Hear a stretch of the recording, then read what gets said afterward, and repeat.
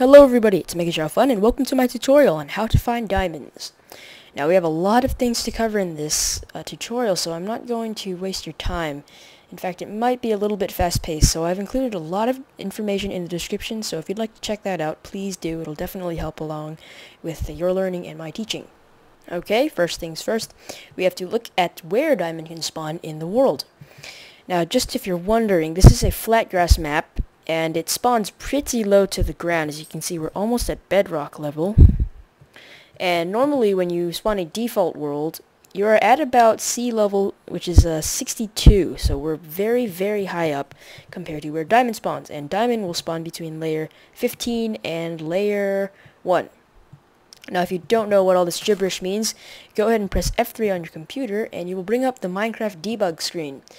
As you can see here, we have some coordinates, and we're interested in the Y coordinate right now, and you can see the feet position is at 4, and my eye position is at about 5. It looks like 6, but it's actually 5.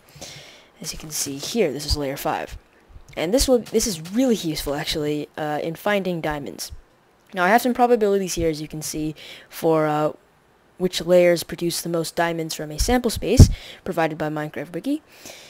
But I'm not going to go over all of them. Important thing is, from my sample space, 12 and 5 had pretty good chances of finding that diamond ore in that layer. So, again, check out Minecraft Wiki, and check out this probability table that I've pasted in the description. And it's time to cover our first method. This is branch mining, or we're actually going to go over strip mining first. But anyway, strip mining is when you sort of just make a strip. It's too high and just barely big enough for you to fit your avatar to walk around like so. Basically, you mine 2 blocks and step forward, mine the next 2 blocks and step forward, and you continue to do this until your pick breaks or until you get bored out of your mind. Now we have a little info sheet here, or a book I should say, and just a little information type thing here. As you can see, per step we mine 2 blocks and we reveal 8, which is pretty handy. As you can see, if I make a pseudo wall here, if we have these blocks here, say we have 1, 2, 3, 4, 5, 6, 7, 8 blocks revealed to us, not including the back blocks because those have already been revealed. Now if we break these two, 1, 2, 3, 4, 5, 6, 7, 8 more are revealed. And we continue in this pattern, and obviously this is actually somewhat efficient, not too much though. And some other things that I want to cover are the revelation layers. Now, possibly the best place to mine, or the best layers, is with your head level at about 11. So, just like so, as you can see here. Or with your head level at about 7. You can see here. For this sample, I am using head level 11 technique.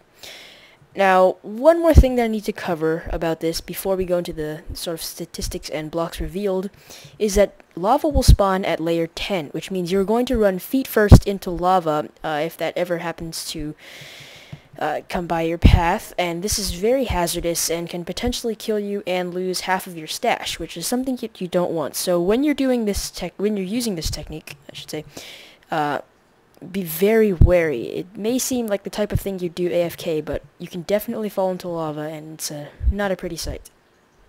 Now, anyway, at layer 12, you are revealing 1 block, and remember that layer 12 is the ideal spot to be mining for diamond, as is 5. Now, you also reveal 3 at layer 11, 3 at layer 10, and 1 at layer 9. From the sample space, you might see that this is not preferable over the head level 7 technique, but at head level 7, you will run face first or full body into lava. It's a little bit easier to manage when you're only 1 block deep in lava. And that's just the problem with it. Lava lakes will tend to go pretty deep.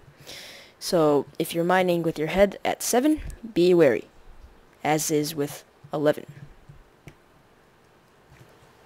And the last portion of topics that we're going to need to cover with branch mining and strip mining are the actual branches themselves. Now, branches are basically just extensions of the main corridor, that goes along, and you basically just strip mine off in a different direction. Now we're going to talk about spacing. Obviously, when you use branch mining, you want to cover the maximum amount of area as possible without sacrificing too many diamonds. Now, before we think about this, we need to know how diamonds spawn, and generally they reflect a sort of 2x2x2 cube. They won't always be like this. It's going to be irregular shapes, but the base of it will always be in a 2x2 cube as far as I'm concerned. Now, the solution to always uncovering diamonds is maybe obvious to you. You can go 2 blocks apart in your spacing. But once you think about it a little more, even though this will reveal every possible set, if you actually space them out by 3, a 2x2x2 cube is going to be revealed either on the left side or on the right side, and no matter what, you'll be able to see it.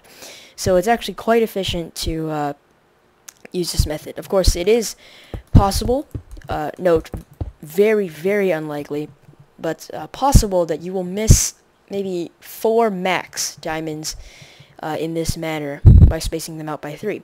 But the thing is, you actually cover so much ground, or so much more ground than you would by spacing them out by 2 and being non-risky, I guess. You actually lose so much ground using this space by 2 method that you actually make up for it, I believe, in the amount of space that you look for diamonds in. So that's all I have to say on that. I generally space my branches apart by 3 blocks if I ever use this method. And our next topic will be a variation on strip mining, another one, and it is called Pokehole mining. This was actually introduced to me by Kirshar. I'm sure there's a lot of people who also do it, but Kirshar showed me this originally in one of his tutorials, and I just like to pass it on to you guys as one of the other methods to use. Now, pokehole mining is basically strip mining, but every couple of blocks or so, you make a pokehole. And as you can see, for each of these little pokehole ring type things, you mine out. Oh, that's not supposed to be there. Let's fix that. You mine out about 5 blocks, which is as far as your player can reach in this stage of development, at least. And as you can see, you mine 12 blocks. The 2 to stand in, and then 5 on each side for the pokeholes, and you actually reveal 44 of them, which is a lot of blocks revealed, if you ask me, compared to the amount that you actually mine out. Now, if you happen to find an ore in any of these 44 blocks, it's very easy to get straight to them, and that's why this is a really good method to use. And just like with branch mining, it's best to space each of these pokeholes out by about 3, so every fourth pair of blocks that you mine to step forward are going to have pokeholes. And that's probably where my holes to the ceiling are coming from. One more thing I've actually forgotten to mention here. Pokehole mining I actually do not recommend in conjunction with branch mining, because there's going to be a lot of redundancies. As you can see, if we actually use both of them, these blocks will be discovered by the same pokehole, which would go this way, and you actually lose a lot of blocks as well. And if you happen to space them out really far, it just gets very strange, and I've tried it before, and really it does not work out very well. So use it with one single corridor with pokeholes on either side every 4 blocks. Just another clip here, just in case you were not sure. Pokehole mining is done like so. We mine down with a staircase, make a strip mine, and branch off with pokeholes every 3 blocks. As you can see, 3 blocks, and we mine. And you can already see that back here, and a lot of places, we have exposed ores that we otherwise would not have seen, so definitely a very good tactic to use pokeholes. Now, the next method is something that I really did not set up a rig for, and it's really not possible to, I suppose. It's caving. And caving, I suppose I could start up a default world for you, but that's not really necessary. It's very self-explanatory. Simply jump into a cave, bring some torches, food, some weapons, and basically go caving. Whatever ores you have, whatever ores you find, you just grab them as you go, and make sure you stay safe. And other than that, there's not much else to say about it. But caving is definitely one of those methods out there. And of course, it was probably the intended method by the developers of Minecraft, as I'm not sure they anticipated people creating branch mines and pokehole mines. Okay, it is time for the verdict on which of these methods, caving included as well, is going to be the best, in my opinion at least. This is based on past experience and definitely the factors that we've drawn in here. Now, before we start, I have some ratings and categories here. I'm going to try and make this as fast as possible and not take up your time, because I know this will probably be pretty boring. But you can have poor, mediocre, or exceptional ratings, and basically we're going off of how much ores we actually reveal in the area that we mine, how fast it is to the ore, and how much ore we get based on how much cobblestone we have to mine, and how safe it is. Now, branch mining, it obviously reveals quite a lot of ores. Basically, nothing can escape you except for this middle sort of passage here, and any vertical level that you don't end up mining on. Of course, that can be easily fixed, but anyway, yeah, it's not very inefficient from what I've seen, at least. I don't get ores that quickly, and the ore return is very poor. You have to mine a lot of blocks in order to get to them. But it is exceptionally safe, which is one other plus. And I gave this a mediocre score. Of course, it reveals a lot of blocks. It's not efficient, though. It's very, very time-consuming. You have to mine out a lot of blocks, so be prepared with torches and pickaxes galore. Also, very hard to inventory manage with all that cobble. Now, Pokeholes is a different story. It is just a strip mine, so you actually don't get too much cobblestone from it, and the ore return is actually mediocre, from what I've seen at least. I don't actually know why. I mean, you would assume this would be about the same as Pokeholes, but for whatever reason, Pokeholes has always given me a fair balance of cobblestone and ores. Now, it's also just about as safe as branch mining, and it's a little bit more efficient because, as you can probably tell, it takes quite a while to just continue mining in one strip all the way down, but with this method, one strip will reveal a lot of ores, so quite fast to get to ores. And I gave this an exceptional overall score. Lots of blocks are revealed, semi-efficient, and get some ores from it. It's also quite safe, and it's a really good ore yield. Now, one thing I actually forgot to mention, branch mining is a really good method if you're low on cobblestone. I've found that anytime this happens, it's a really great mindless thing to do, and it's not much to worry about except for lava, and you can get ores in some circumstances. Now, caving, or cherry picking, or spelunking, as it's sometimes called, revelations in area is actually quite poor, obviously. It's just using natural natural terrain generation, I should say. It's quite efficient, though. Obviously, you're just walking around, whatever you see, you grab. Ore return is exceptional. You barely ever have to mine anything to get to your ores. And the safety, of course, is very, very poor.